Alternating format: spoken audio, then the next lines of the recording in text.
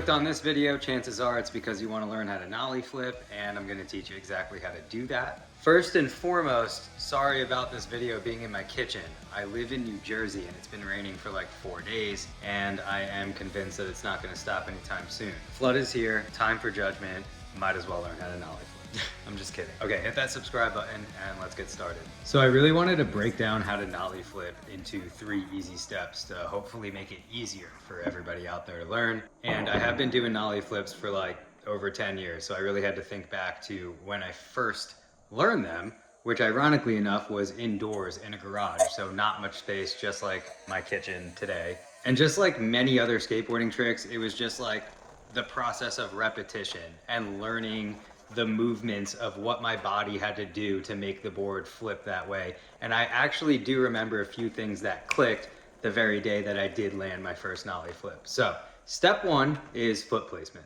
This is the easy part. Sorry that my trucks are really squeaky right now. So my flick foot, I put it right about there.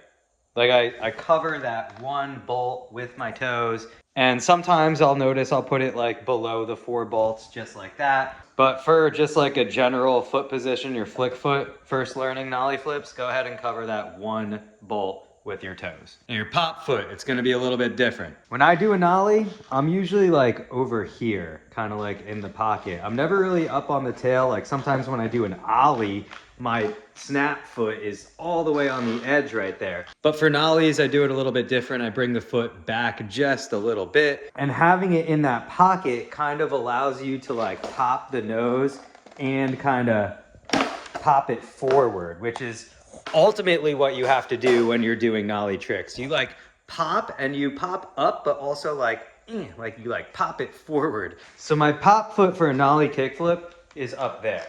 So nollie, I'm like kind of down there a little bit, but nollie kickflip, I'm up there towards the pocket. But notice I'm like not on the edge of the nose, like over here. I'm kind of back just a little bit in that pocket. So foot setup looks like that. So covering that 1 bolt with your foot, that helped me learn how to nollie flip. It helped me learn how to like get that flick down. The other thing you can think about is treat it as if you are learning how to kickflip all over again. You're now just doing it switch. So a lot of people have used that technique where they kind of just like use a board and put their like front foot to it and practice like the flick motion just like that. Listen, I don't know if that helps you, but you can always practice doing that switch too. Step 2 is the pop. And this was the part that really helped nollie flips click for me. So when I was first learning how to nollie flip, I really couldn't nollie all that well either. Like I could nollie and I could get the board off the ground and level it out and land and roll away, but I wouldn't say I really understood the nollie because it wasn't like I was doing it down or over anything at that time. And for the most part, when I would do it, a lot of the times I would pop at the nollie and then I would hit the ground, but my board would be like behind me and I'd be in front of the board. So then to me, it kind of seemed like I needed to not just pop a nollie up into the air, I also need to pop it forward so it can continue to move with me and my body and land underneath me so I could still roll away. So learning how to like pop the nollie forward was the next step for me. And a good way to learn how to do that was learning how to do nollie norths. So popping a nollie and then immediately taking your front foot off the board and kicking it forward. I sort of practiced this like a few times, and that gave me the confidence to know that I can pop a nollie kickflip and still land with the board underneath me. And that was how I learned how to nollie flip, because for the longest time I was popping and flicking and the board would just land behind me and I'd land in front of it. And I specifically remember learning the nollie north and then applying that to the nollie kickflip. And as soon as I did that, I landed back on the board and then it slipped out and I slipped backwards, but still I landed on the board. So that's like my big tip to you guys. If you're learning or trying nollie flips and it keeps landing behind you, try that technique. So pop is key and flick is also key. Remember to flick the nollie flip straight back behind you. Like when you do a kick flip, you don't kick out to the side, you kind of kick straight ahead.